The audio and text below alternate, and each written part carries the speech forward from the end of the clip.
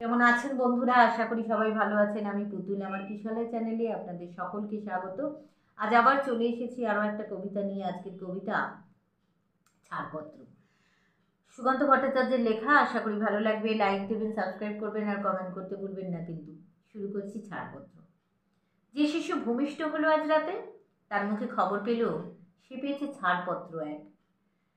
নতুন বিশ্বের দ্বারে তাই ব্যক্ত করে অধিকার, জন্মমাত্র সুতীব্র চিৎকারে। খর্বদেহ নিঃসহায়, তবু তার মুষ্টিবদ্ধ হাত উত্তোলিত উদ্ভাসিত কি এক দুর্বোধ্য প্রতিজ্ঞায়। সে ভাষা বুঝে না কেউ, কেউ হাসে, কেউ করে মৃদু তিরস্কার। আমি কিন্তু মনে মনে বুঝেছি সে ভাষা। পেয়েছি নতুন চিঠি আসন্ন যুগের। পরিচয়পত্র পড়ি ভূমিষ্ঠ শিশুর অস্পষ্ট কুয়াশা ভরা চোখে। এসেছে নতুন শিশু, তাকে ছেড়ে দিতে হবে স্থান।